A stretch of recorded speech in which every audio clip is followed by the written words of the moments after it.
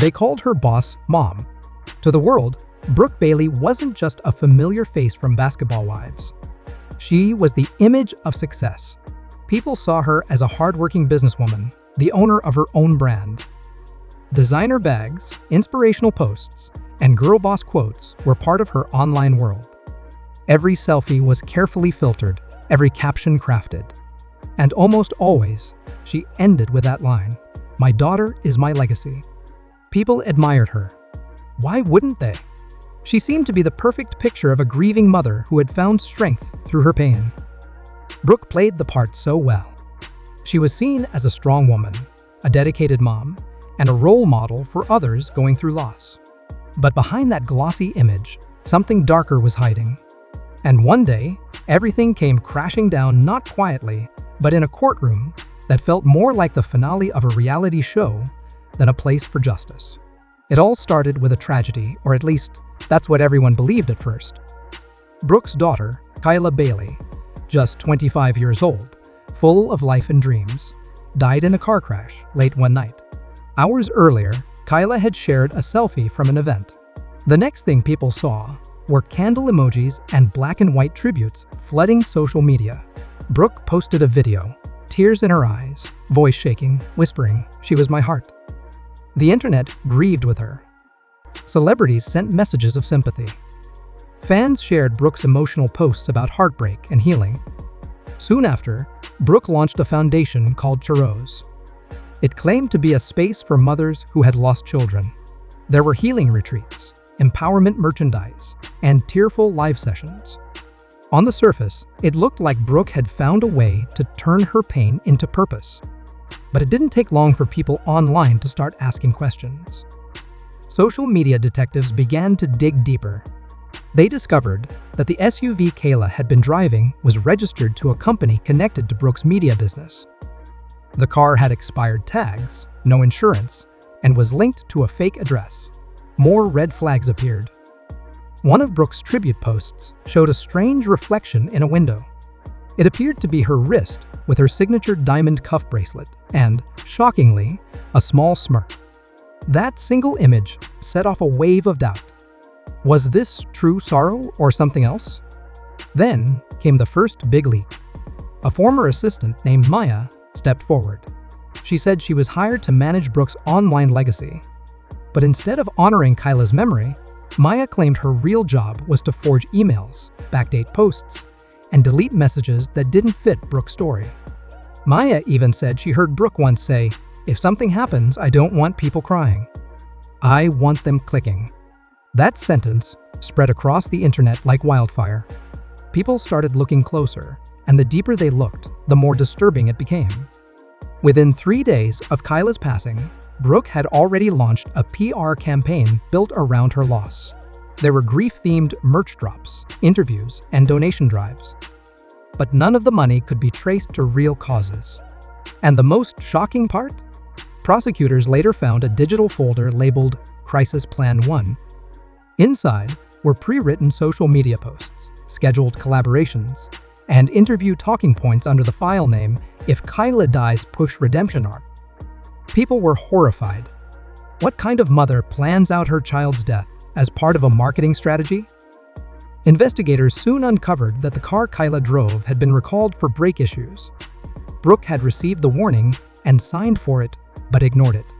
Reports said Kayla begged not to drive that car.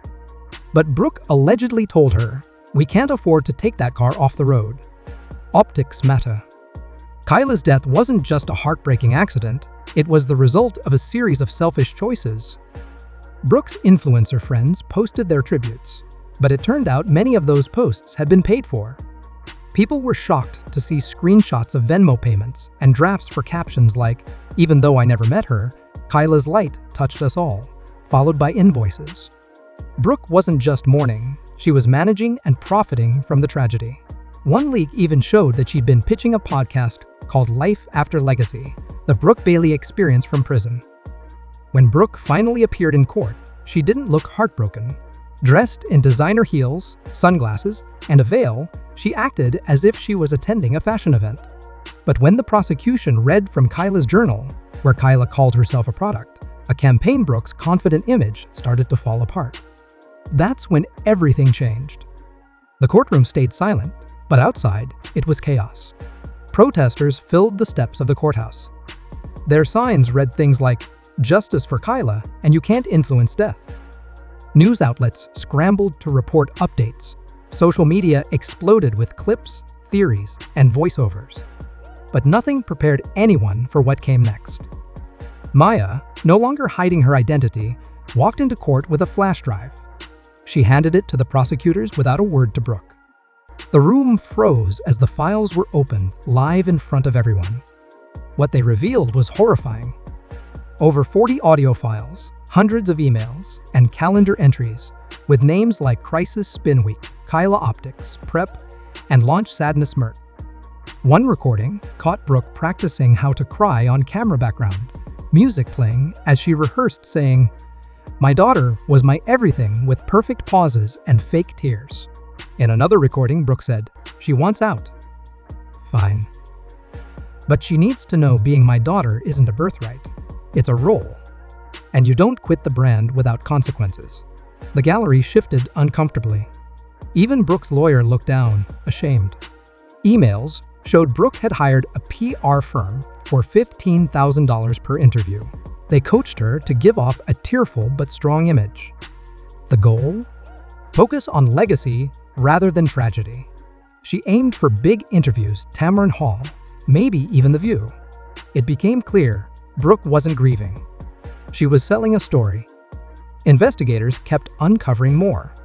Brooke had set up shell companies with names like BB Legacy, Media, Chiros Retreats, and Bailey Strategy Solutions. Money from merch, fake donations, and influencer campaigns flowed through them. The healing retreats never happened. The reviews were fake, written by interns. Everything was staged. Brooke had built a business out of pain, and when Kyla died, that business shifted gears. The final blow came when a video surfaced from Kyla herself. It was found on a memory card hidden in her belongings. Kyla's face was bare. Her voice shook as she spoke into the camera. She said, "I'm tired. I don't want to keep pretending. She's using me for campaigns I don't believe in. I feel like a mascot for someone else's trauma." And her final words, "If anything happens to me, please don't let her sell it." The courtroom was silent. Maya wiped away a tear. Brooke didn't move or speak. Outside, the world reacted with rage. Influencers deleted old posts about Kyla. Cast members from Basketball Wives removed photos and shared cryptic messages. Evelyn Lozada tweeted, "We all knew. We just didn't want to believe it." Tammy Roman posted an old clip of Brooke saying, "Perception is power." The caption simply said, "Now we see." Brands dropped Brooke. Fashion Nova removed her from their site. Savage X Fenty froze all deals. The Chiros website disappeared, replaced by a message, "This domain has been seized by federal authorities." But there was still one last twist. When agents searched Brooke's cloud storage, they found plans for a memoir, a documentary, and even a skincare line called Legacy Glow. She had built a business plan on her daughter's death. On sentencing day, Brooke dressed in black. Veil, sunglasses, heels. It wasn't morning attire. It was her style. She didn't look like someone about to hear a life sentence. But when the judge spoke, no amount of image control could help her. "Ms. Bailey," the judge began, staring right at her. "You did not raise a daughter. You managed a product. You didn't grieve, you strategized. You didn't lose Kyla. You launched her." His words hit like stones. "You turned mourning into monetization. You made pain a post, and your child's death a brand." Brooke was sentenced to life in prison without parole. All her brand assets were seized. She was permanently banned from creating or profiting from any business tied to her name. No second chances. That's when Brooke finally fell apart. Her knees gave out. She collapsed to the floor. Her shoes clattered. Her veil slid away. She reached out, but no one reached back. The courtroom stayed still. No one cried. No one clapped. Just silence, like the end of a show no one wanted to watch. Outside, the crowds chanted, "Kyla didn't die. She was sold." Videos of Brooke fainting spread online, but the next morning brought something even bigger. An anonymous source leaked the Bailey Ledger Part 2. It listed influencers, PR reps, and media contacts who were all paid to post about Kyla. It included bank records, emails, and content schedules. There were even plans for a children's book about resilience and a skincare line that promised to help people glow from grief. The public's trust broke into pieces. Brands and networks cut ties with influencers linked to Brooke. Congress introduced a bill to protect minors and dependents from being exploited in online content, the Kyla Bailey Act. Brooke never spoke publicly again. Her voice, the one she had used to market her sorrow, was finally quiet. But Kyla's voice grew stronger.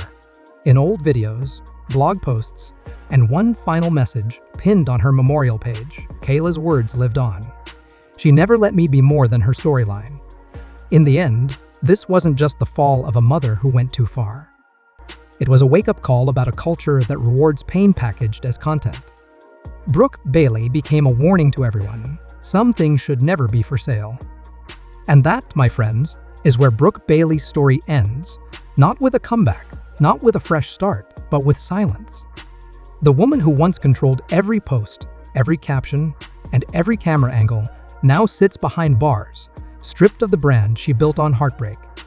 The courtroom, once filled with tension and cameras flashing, grew quiet as the truth finally came out. Brooke didn't just lose her daughter, she used her. And when the judge's words echoed through the room, it felt like the whole world finally saw through the mask she had worn for so long. Outside, the streets filled with people demanding real change. They held up signs, they cried for Kyla, and they called out a system that allowed grief to be turned into content.